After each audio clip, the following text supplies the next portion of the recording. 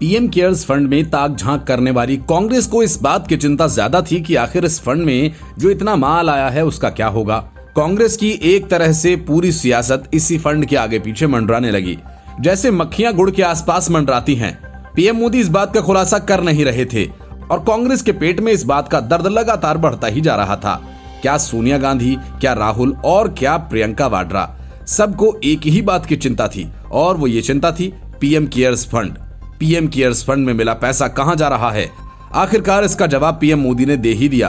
प्रधानमंत्री मोदी ने PM cares fund में आए 3100 करोड़ रुपए खर्च करने का ऐलान किया है। जानकारी पीएमओ की तरफ से आई है। इन 3100 करोड़ रुपए में से 2000 करोड़ रुपए वेंटिलेटर्स खरीदने में खर्च होंगे, जबकि 1000 करोड़ रुपए प्रवासी मजदूरों के लिए होंगे। वहीं बात बचे हुए 100 करोड़ रुपए की हो तो इन पैसों को कोरोना वायरस की वैक्सीन के शोध में खर्च किया जाएगा। मामले में दिलचस्प बात यह है कि सरकार ने जिन वेंटिलेटर्स को खरीदने की बात कही है वो भारत में निर्मित होंगे और मेक इन इंडिया के तहत इन्हें खरीदा जाएगा। लेकिन ये बात भी कांग्रेस को पसंद नहीं आई और 3 महीने तक तिहाड़ की सैर करने वाले पी चिदंबरम ने ट्वीट कर अपनी बात रखी। चिदंबरम को प्रवासी मजदूरों पर पीएम केयर्स का पैसा खर्च करना पसंद नहीं आया। अब तक इन्हीं मजदूरों का रोना कांग्रेस रोती रही, लेकिन चिदंबरम को यह खर्च बेमानी लगता है। असल में जब से कोरोना वायरस से निपटने के लिए पीएम केयर्स फंड का गठन हुआ, तभी से कांग्रेस पार्टी और राहुल गांधी सरकार और पीएम मोदी पर लगातार हमलावर थे। पूर्व में ऐसे तमाम मौके आए जब इसे लेकर तरह तरह की बातें हुई और आलोचकों का एक वर्ग वो भी था जिसने ये कहा कि ऐसे हालात में प्रधानमंत्री अपना फायदा और पब्लिसिटी देख रहे हैं। फंड्स में 3100 करोड़ रुपए आवंटित करते हुए प्रवासी मजदूरों को प्रमुखता दी जाएगी।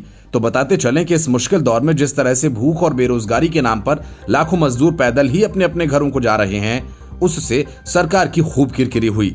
मजदूरों के इस पलायन को कांग्रेस, टीएमसी, समाजवादी पार्टी और आरजेडी जैसे दलों ने खूब गंभीरता से लिया और इसकी आड़ लेते हुए पीएम मोदी की तीखी आलोचना भी की गई और कहा था कि मजदूरों का इस तरह से जाना विकास और भारत के विश्वगुरु बनने जैसी बातों पर करारा तमाचा है।